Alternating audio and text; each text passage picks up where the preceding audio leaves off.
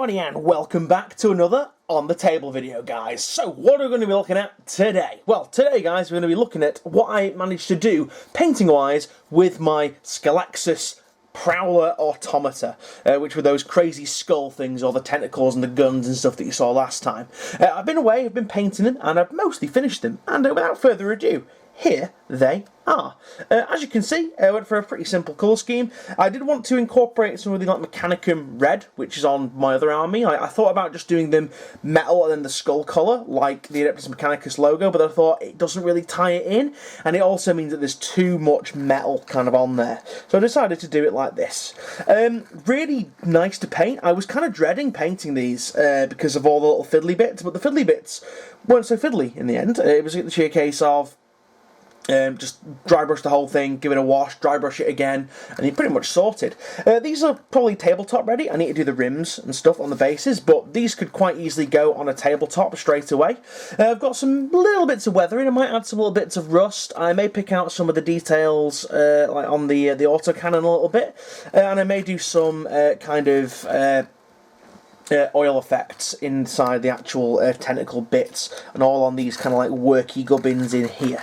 But yeah, in total, pretty happy with the way they turned out. As you can see, I kind of went for an alternating kind of look regards to the symmetry of them.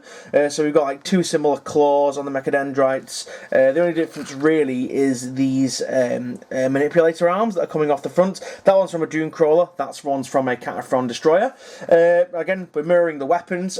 Obviously, the actual models that these represent, which are Iron Strider Ballistari, they don't actually have autocannons and las cannons. You pick either or, but basically I wanted A, to balance out the models, and B, I wanted them to be able to be represented of whichever one I decided to choose on the day, rather than having to fuck about magnetising them and all that kind of stuff. So this is the way they turned out, and I was very happy. The only real issues I had on this were doing some of the cables and stuff. For example, on the back here, these cable bits here like this, I kind of like did the skull, and I wanted to dry brush the skull, but I'd already done the cables, and then when I dry brushed it, the cables got covered in white, so I had to redo them. Also a few of the little bits, like the little I don't know, piston-driven legs and stuff like that, not really turned out the greatest in regards to the coverage. The paint that I'm using is it's actually a Vallejo brassy brass, and it's not great. It's not a good batch at all. But other than that, fairly happy with him. I do need to, like, I've realised on this bit here, there's actually not much washes taken to the las cannon versus this one here, and there's actually quite a stark. If I bring it just into the camera here a little bit, there's actually a stark difference where I've been lazy and missed putting on the wash on this bit, so we'll have to go over that at some point. But at the moment, they're tabletop ready. I've got a few little touch-ups to do, and that's that, really. Please let me know what you think of these guys. It would be really good, really useful to find out what your thoughts are on how these are painted up. In regards to the sizing as well, we'll put these guys, in fact I'll put these guys, in fact no, we'll just use one of them, so these are supposed to represent fairly tall models, and they are kind of a similar size to my Sidonian Dragoons stand-ins. They're actually a touch taller than these guys, just by a little bit, but yeah, approximate sizing. And again, before you say it, guys, I know the bases aren't the right size. I don't have any of the bases for the Dragoons, which are like the oval bases, that they're fairly large, give it a fairly big footprint. As I've said before, I don't play competitive, I don't play tournaments, I only play friendly games, so this literally will do. There's no reason for it not to, my friends not to want to play me on them. I don't model for advantage or anything like that. Yeah, so I decided, let's put these away for a second. I decided I wanted to embark also on a much bigger project in the midst of waiting for something even bigger to come. And I thought to myself, do you know what would be really cool to have that's not like an Imperial Knight or that's not a Titan backing up my Admech forces? Some kind of really big tank model. And I thought to myself, what have I not built? What have I always wanted to build, but I've never actually built from scratch? And I thought to myself, do you know what? A Baneblade would be really cool. If I could kind of make some kind of Admechified, you know, Mechanicum-esque Baneblade, that would be really cool, and have that as a super heavy detachment. It would just be ace. Granted, it wouldn't get any of the rules benefits from Imperial Guard or Adeptus Mechanicus. It would just be cool to field, especially if I was playing like a big Apocalypse game. It would be great to have it as some kind of support vehicle. So I decided to get myself a Baneblade kit. and I've just dropped loads of parts of it on the floor apparently. So this is what I kind of started with as I try and reach the part that fell on the floor. So this is the hull of the Baneblade. Really decent in regards to this kit. I didn't really have much issues apart from the tracks, because as I was building the tracks, I realised that I was actually building them backwards, and I was having loads of issues with them trying to get them to fit. I got really fucked off and frustrated with them, and then I realised, oh fuck, I've actually been putting them on the wrong way around all this time, so I had to rip them all off and start again. That's why they're a little bit on the janky side, but hopefully I'll be able to cover that up with paint. A few little things that I did on the actual hull itself. First and foremost, I shaved off the Aquila symbols here. I'm a bit gutted at how these went, but hopefully in one of the bigger kits that I'm getting soon, I should have some cool Mechanicum logos to actually put in this place here, which would basically make it a hell of a lot nicer rather than this horrible, like, warped, bumpy kind of surface. But that should cover it up pretty nice. I also added some Mechanicum logos above the headlights that it has. Strangely, it has headlights on such a futuristic kind of tank. You know, surely they'd have like night vision or something. But yeah, so put some Mechanicum logos on here and here. Then I did some added Mechanicum goodness with these bits from the Bastion kit, because they got this cool little window housing, and it's kind of like a searchlight, an auger, like an Auspex and a Vox caster, and then that is also mirrored on this side here, which I quite liked. So yeah, so those are there, and then I decided to myself, what do I want to make this Baneblade? What do I want to use it as? And whilst I realised that, yeah, I could probably make them... That kind of bits just fell off there. Get on there, you little bastard. There we go. And whilst I decided, you know, I could technically use it as anything, you know, build it as anything, I kind of probably am going to field this one as a Shadow Sword. So I started building the Shadow Sword part. Oh, I did one little extra as well on the back of it. I kind of wanted it to look a bit more techy. I didn't want it to look, you know, with the exhaust coming up, because the exhaust would also interfere with something that I had planned later on, and I'll show you guys in just a second. Also, the back sections here, I left these off. This is where the barrels go for the Baneblade, well, for its fuel tanks basically, and I thought to myself, never been a fan of that, because they're just really big and exposed on the sides, and it just makes it look a little bit flimsier than it actually should be. And I thought to myself as well, you know, they're Admech, they probably wouldn't use like fossil fuel type stuff or Promethean based fuel. They'd probably have some kind of like reactor or some kind of dynamo or some kind of turbines. So I purchased these. Now, if you've never seen these before, guys, these are from Blood and Skulls Industry, and they are reasonably expensive for what they are. I think it's about £17 for the both of them. They came as a pair, and these are options for the Baneblade. And basically, guys, they fit just up in here ever so perfectly, and give it kind of like a...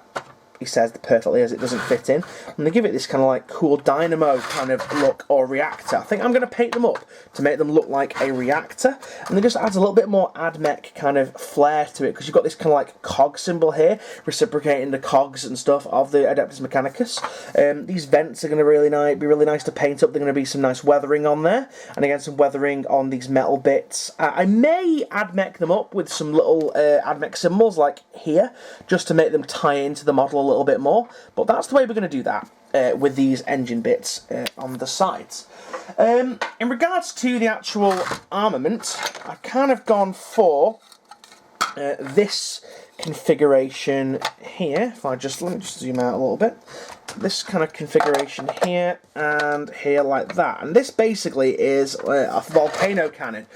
However, you might be thinking, Jojo, what are you doing? This isn't the way a Shadow Sword's supposed to look, and there's a good reason for that, and the reason is because it's not going to be a standard pattern Shadow Sword. In fact, it's going to be something very different altogether. I wanted this kind of inlaid section from the Stormlord configuration of the Baneblade, because I wanted to set something in the back. Basically, I wanted it to have a massive fuck-off power generator on the back of it, and as a result, I'm actually going to be using a different barrel from this, hence why it's separate, and I need your guys' help with the barrel in just a minute. The back section, I decided I wanted to have a great big power source, and I looked on it, I looked at Blood and Skulls, and I thought, you know, maybe of having these, like, kind of like all, like, in here, like some kind of array of big, like, generators, but I thought, you know what, no, I can't have more on the side as well as there, it's not going to look right. Well, it doesn't look right anyway with the way that I've decided to do it, but it sure does look heavily Mechanicumized, or heavily Admech, mechanized, if you want to say that. So yeah, I decided to go with this thing here. This is actually a terrain piece from the new plastic terrain that's just come out by GW, and it's really nice. Now originally I wanted it to have it kind of on here like this, but it doesn't fit. It's literally just a hair out, and the issue is the amount of material that I'd have to remove off this, or as well as what I've removed already, isn't worth it. It's not worth the effort. So I thought of a different configuration. Basically, I filed off the bottom here, and then I added this little back plate here, and as you guys can see in just a second, it fits pretty much perfectly at a right angle to the back of this, which is going to look really cool, especially when this is all painted up all glowy. And I'm gonna have to zoom out even further just to fit all this in, but as you can see, it's looking crazy. So this is basically going to be the main power generator for the cannon that I'm going to have. We've also got a few little extra bits on here. So obviously the bottom of this thing is completely hollow, as you can see there. I used some additional armor plates from the Baneblade and shaved off some of the rivets, and that makes it fit nice and flush to the back. I added this little Admech press mold that I made years ago, just because, again, it's a nice little centerpiece and a focal point for the miniature. And yeah, that's the way that's going. I also added some little bits from, this is from my Adeptus Titanicus. I think this is like some kind of void shield type thing, but that covers up something that would have been this way up and didn't look right, so that's quite good.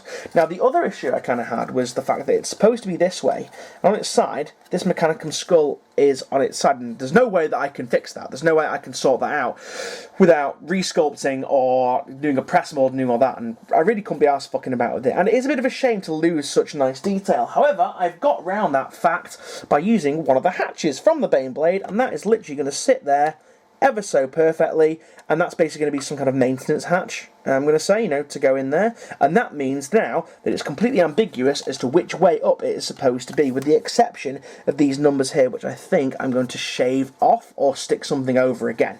But yeah, so that's going to be the power source, and I'm very excited to do something like that with this. It's just a really cool piece. It's going to give me lots of little extra bits and little bits of detail that I can add, you know, with little screens and all the cabling and stuff, that get some really nice weathering effects. Get in there, get into the detail, and just make it look really cool. Now guys, I do have the sponsons. I'll probably put the sponsons and show you those on a later video. But first, I need your help on the actual cannon itself. So we have the volcano cannon on the front here. However, I think it looks a little bit too long, considering the back portions will be hanging out quite a bit there. So I wanted to shorten the barrel, but I didn't want to use a standard volcano cannon because it just doesn't look Admech enough. It looks too Imperial Guard to me. So we're going to get rid of that. Now I was wondering, what could I do? Could I, you know, use this little bit here that I took off a Necron weapon that doesn't look, you know, too Necron-y. It looks pretty ambiguous, if you ask me. I thought about maybe just sticking that on the front like that, but I was like, nah, it's a little bit too short on there. I thought about maybe cutting it off here and then having that on there like that, but I thought, again, it doesn't look techy enough. It doesn't look like it's got enough gubbins. So I went looking, and I agonised for ages. I even thought about just having that on there and then sticking that on the end, and it made it look far too long. I mean, this was like basically a fancy muzzle brake at the end of the day. So I thought to myself, what can I use? And then I found this. Now this is a turbo laser, I think, from a tank destroyer. I think a Malkador something or other tank destroyer, and it just looks perfect for the job. You know, it's got the nice rings and stuff, it's got lots of bits, so I can do lots of detail. I can even do the glowy bits here like I did on my Titan, and that fits pretty much perfectly on there like that. In fact, I'm just going to go grab some blue tack so I don't have to hold it all the time. So let me just pop this down on there like that. So if I just jam this on the end, as you can see, we're starting to look a little bit more heavily sci-fi, a little bit more Admechanized. And then I thought to myself, could I combine this with this and maybe cut this barrel off here or the tip here and have that so that it's on the end like that? I'm not too sure, but basically what I kind of want to do is create like a gigantic lightning cannon. Like the power generator here is purely for the cannon, and that's what I can basically use it as anything I want, because they just dial in the power to whatever weapon they want to use on the time where this tank is deployed. So what do you guys think that I should do with the weapon, please, alright, this is really important, leave a comment in the doobly-doo down below. And whilst you're doing it, don't forget to leave a like on the video as well, because the likes show me how well project's doing and all that kind of stuff. But yeah, what shall I do with the barrel of the weapon? Shall I have it like this on its own? Shall I add an extra end piece to it, an extra muzzle brake? Shall I stick with the original volcano cannon? Shall I alter the volcano cannon slightly with some additional parts that I have? I'm going to let you guys decide. I'm also going to put it up on the Instagram as well. Speaking of the Instagram, guys, if you go down to the doobly-doo down below, you'll find a Instagram link. Go there, give me a follow. I'm way more active on there than I am on Facebook. And you can also get a sneak peek into what I'm doing in my actual personal life as well. So guys, without further ado, I'm going to end this video. Thank you very, very much for watching. Don't forget to like, favourite and subscribe. Don't forget to leave a comment in the doobly down below. That is going to be a massive, massive help. And I will see you guys on the next video. So thank you very much for watching, guys. See you now, and goodbye.